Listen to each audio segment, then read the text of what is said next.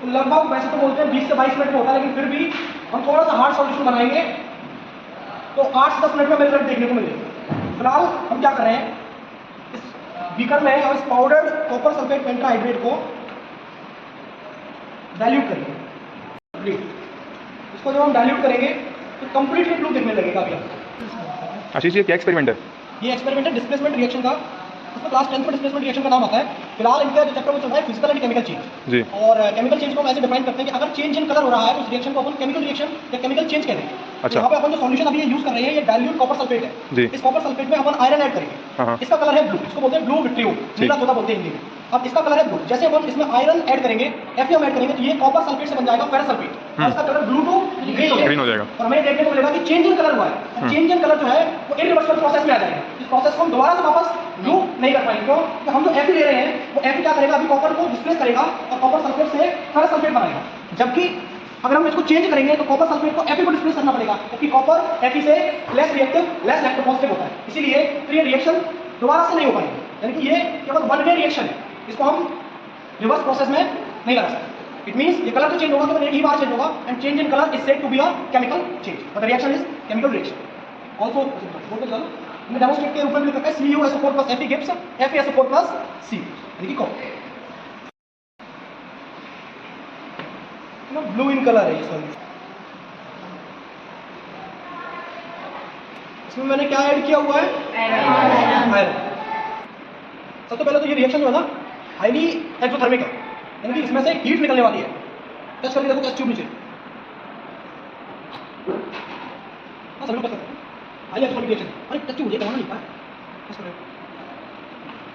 हाँ सबने देखा। देख लेना, हाथ में ले जाएंगे। जो एक्सोथर्मिक रिएक्शन होती है, एक्सोथर्मिक रिएक्शन क्या होता है, हीट बाहर निकलती है ना। अगर इसमें थर्मोमीटर को भी ऐड करते हैं तो साइड से हमें चेंजिंग टेम्परेचर भी देख सकते थे, लेकिन हमारा जो ऑब्जेक्टिव है वो चेंजिंग टेम्परेचर नहीं, changing colour. So I think 1 minute के अंदर भी हम डिफरेंस देख पाएंगे। सेम सॉल्यूशन है ना दोनों, इस टेस्ट ट्यूब में और इस टेस्ट ट्यूब में जो सॉल्यूशन है वो सेम है, बट आप देखो इसका कलर जो डार्क ब्लू दिख रहा होगा इसका आपको चेंज होता हुआ समझ में आ रहा होगा कि थोड़ा सा डल हुआ है ना।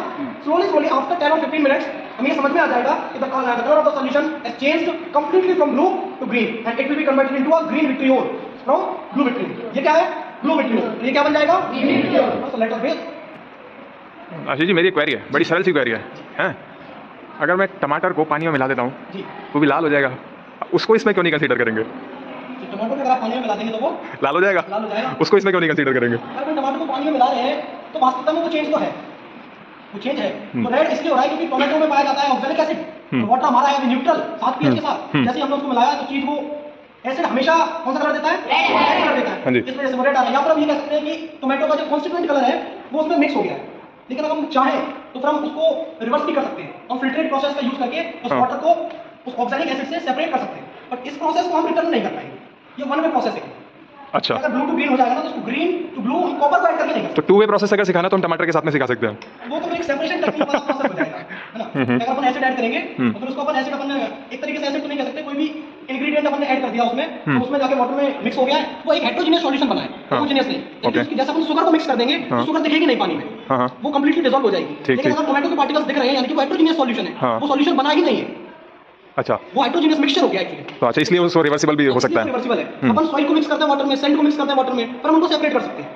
उनको उनके दो सॉल्यूट और सॉल्वेंट को हम डिफरेंशिएट करके और अलग-अलग सेपरेशन टेक्निक से कर सकते हैं। जैसे दूध में ना बटर के पार्टिकल्स होते हैं बट दिखते नहीं है, तो सेंट्रीफ्यूगेशन प्रोसेस से हम दूध से घी बटर बना लेते हैं। वो दिख नहीं रहे हैं नेकेड आई से, but they are existing in the milk, वो मिल्क में है।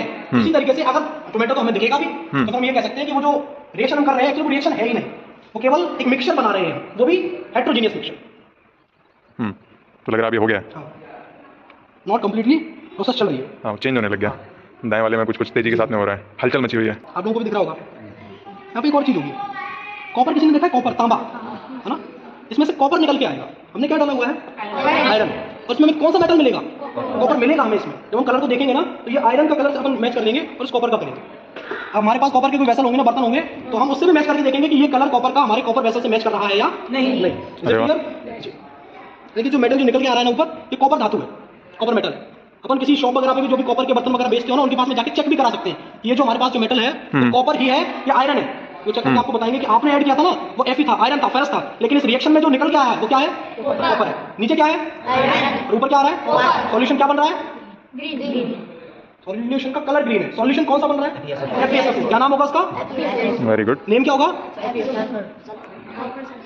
हाँ हाँ बोलो बोलो बोलो। आयरन सल्फेट भी बोल सकते हैं और फेरस सल्फेट भी। हमने ऐड किसमें किया था Fe को? कौन सा SO4? COSO4। नेम क्या है उसका? Copper sulphate. और दूसरा नेम उसका ब्लू विट्रियो। और बनेगा क्या? Good. I think the change is now visible. फिलहाल रिएक्शन चल रही है, आपको बबल्स ऊपर आते हुए दिख रहे होंगे, है ना? So this is the time taking colour में काफी प्रोसेस। चेंज आ गया। This is the time taking process. ये एटलीस्ट 20 to 30 मिनट्स लेता है, लेकिन फिलहाल में 5-7 मिनट हुए हैं। हम इसको होल्ड करके रखेंगे स्टैंड में, फिर हम नेक्स्ट लेक्चर में जाके देखेंगे कि इसमें कितना चेंज आया हुआ है। Is it clear? Everyone please take your seats. Very good. ये तो बहुत बढ़िया सर, इन लोगों को यहाँ पर इतनी सारी फैसिलिटीज़ मिली हुई हैं। 7th क्लास में ये सब इन लोगों को सीखने को मिल रहा है जी with all the dimensions. You guys are lucky. जी लगा कर पढ़ो बेटा, बीच में अपना थ्योरी के फंडे क्लियर करते रहना। Thank you.